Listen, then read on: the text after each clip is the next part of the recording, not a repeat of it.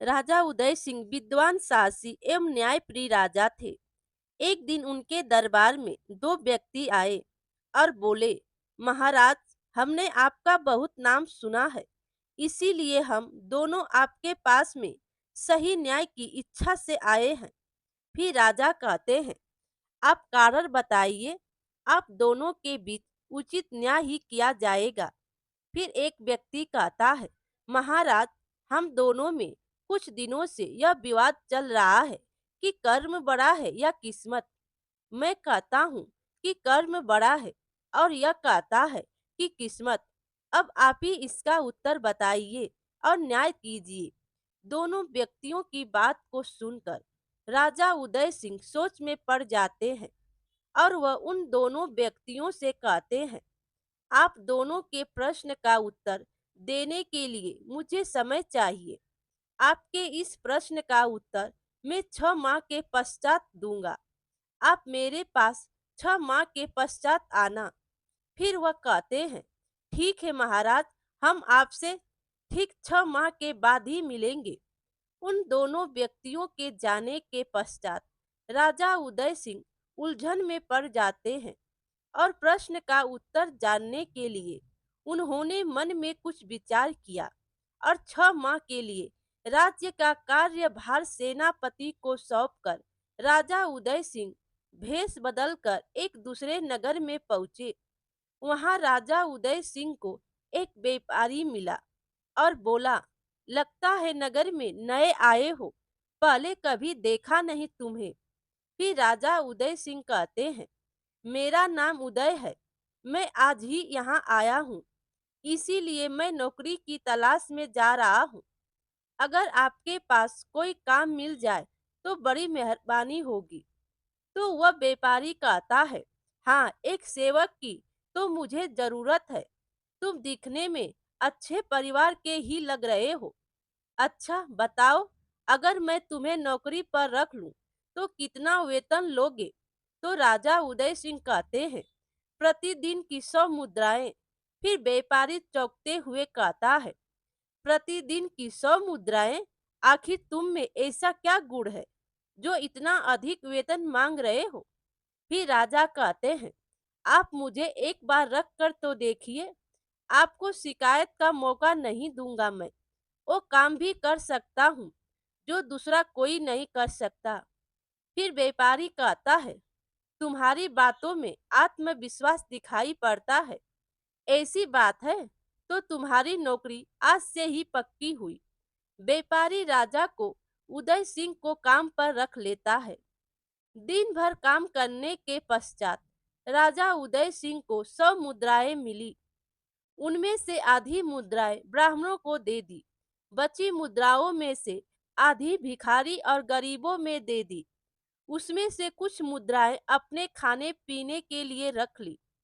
राजा उदय सिंह जब अपनी थाली लेकर भोजन ग्रहण करने बैठे, तभी अचानक एक साधु महात्मा उनके पास आए और बोले, बेटा, बहुत भूखा हूँ, कुछ खाने को दे दो तो तुम्हारी अति कृपया होगी।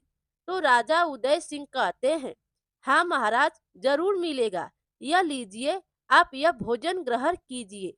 फिर साधु महात्मा कहते हैं, खुश रहो बेटा, भगवान तुम्हारा भला करे। राजा उदय सिंह ने अपनी थाली साधु बाबा के आगे रख दी। साधु बाबा भोजन करके आशीर्वाद देकर चले गए, पर राजा को उस दिन भूखा ही रहना पड़ा और राजा कहने लगे, आज मेहनत की पैसा भी कमाया, पर भोजन भाग्य में नहीं था, इसीलिए नहीं मिला। हाँ, दूसरों की सहायता करने का पुण्य भाव सो मिल गया। अगर परिश्रम ही नहीं करता तो ना भोजन मिलता ना पुण्य। राजा उदय सिंह अभी यह सब सोच ही रहे थे कि तभी वह व्यापारी उनके पास आता है और उनसे कहता है, उदय, तुम अपना भी जरूरी सामान बांध लो, हमें समुद्र पार दूसरे देश की यात्रा पर जाना है और मैं चाहता हूँ कि तुम भी हमारे साथ ही चलो। तो राजा उदय सिंह कहते हैं, ठीक है सेठ जी, जैसी आपकी आज्ञा। व्यापारी और सेवक बने राजा। और कुछ अन्य सेवकों के साथ विदेश यात्रा के लिए निकल पड़े। एक दिन अचानक जहाज डगमगाने लगा। सभी लोग घबराने लगे। व्यापारी ने जहाज के चालक से लंगर डालकर जहाज को वहीं रोकने के लिए कहा। व्यापारी कहता है, मुझे लगता है कि जहाज को यहीं रोक देना चाहिए। तूफान रुकने पर आगे चलेंगे। थोड़ी देर बाद तूफान थम गया तो व्यापारी कहता है, तूफान रुक गया है, अब हमें आगे बढ़ना चाहिए। फिर चालक कहता है, यह क्या लंगर उठ नहीं रहा, जहाज आगे कैसे बढ़ेगा। तभी व्यापारी राजा को कहते हैं, उदय उधर जाओ, चालक से लंगर नहीं उठ रहा। तुमने कहा था कि तुम वह भी काम कर सकते हो जो दूसरा कोई ना कर सके। अब इस संकट से सभी को बचाओ। फिर राजा उदय सिंह कहते हैं, आप घबराइए नहीं, मैं यह लंगर अभी उठा देता हूँ। राजा उदय सिंह जहाज के नीचे उतरे और पूरी ताकत से लंगर को उठाया तो वह तुरंत उठ गया और जहाज आगे बढ़ने लगा। राजा जहाज पर चढ़ने लगे, तभी जहाज की लकड़ी टूटकर उनके हाथ में आ गई और वह समुद्र में गिर गए। तभी एक ऊंची लहर आई और वह जहाज राजा से दूर निकल गया। राजा टूटी लकड़ी के सहारे तैरने लगे। तभी जहाज डगमगाकर हिचकोले खाने लगा। थोड़ी ही देर में जहाज समुद्र में डूब गया। राजा उदय सिंह को लगा कि भाग्य से वह बच गए।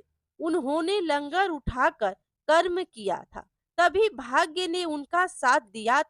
जहाज के टुकड़े के सहारे राजा एक टापू के किनारे आ गए।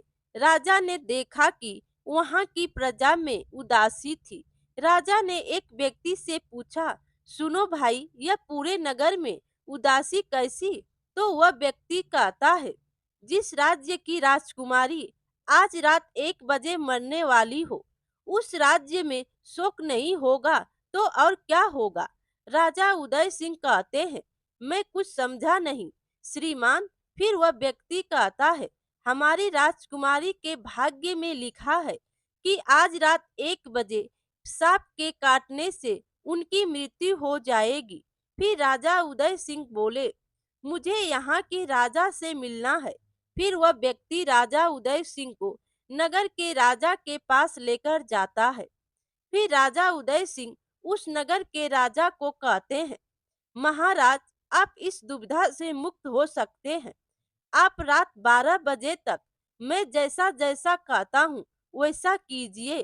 तो उस नगर के राजा कहते हैं, अगर तुम हमारी यह विपदा दूर कर दो तो हम तुम्हें मुंह मांगा इनाम देंगे। राजा उदय सिंह कहते हैं, महाराज, जितना हो सके आज आप राजकुमारी के हाथों दान पुण्य कर्म करवाइए।